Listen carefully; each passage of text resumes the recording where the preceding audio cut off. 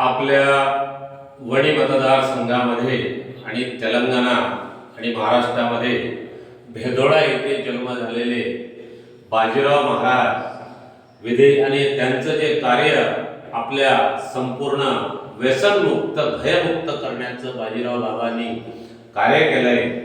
आणि तेलंगणात जन्म झाल्या, माझा सुद्धा तेलंगणातला जन्म आहे, 10/1/66चा मानकापूरचा, आणि बाबाजीचा जन्म आहे भेदोडा बेलामंडल येथे। अतिशय छान त्यांचं काम आणि सर्व त्यांच्यासाठी सेवा करणारे आहे। आणि आज सुद्धा राजूरकर काकाजी त्यांचे सेवक, आज त्यांचं स्वर्गवासी झाले, ते 90च्या पुढे वय गेलं आहे।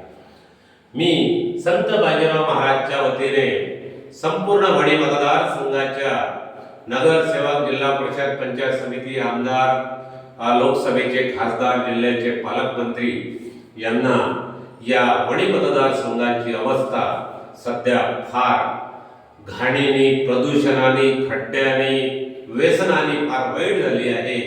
तरी संत बाजीराव महाराजाला मी स्मरण करतो। बाजीराव महाराजचे समाधीस्थळी मी ज्यावेळेला समाधी दिली त्यावेळेला इथे डीवायएसपी सुनील लोखंडे साहेब आणि ललित वराडे साहेब होते। मला इथे थोडं सामाजिक दायित्व निभावण्याचे अधिकार दिले आणि त्यावेळेला मी निभावले। आणि बाजीराव महाराजांच्या इथे समाधी इथे लागली त्यावेळेला मी आलो। त्यानंतर पहिल्यांदाच स्वर्गवासी राजूरकर काकाच्या अंतर संस्कारासाठी इथं मी आल्यामुळे आज प्रथम इथं दर्शन घ्यायला मिळालं आणि युवा लोकांच्या सहकार्याने आज इथे माझं मी मनोगत देत आहे।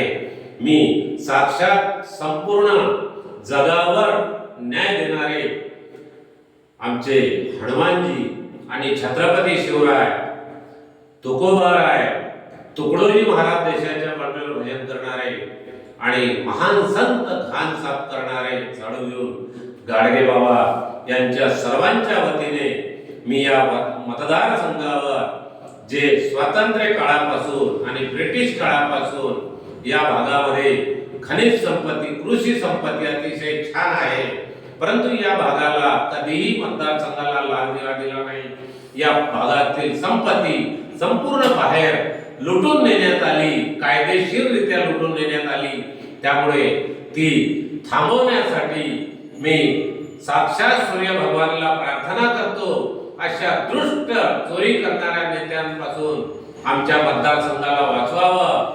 बाजीराव महाराजांना मी नमन करतो। आपल्या शक्तीचा वापर झाला पाहिजे आणि या सुपनेगाववरून वणी विधानसभेला न्याय भेटला पाहिजे। जय महाराष्ट्र, जय हिंदुस्तान, जय सूर्य भगवान। यूट्यूबवर सर्च कर ना, टाकून किती मिनिटात झालं सुरू करू।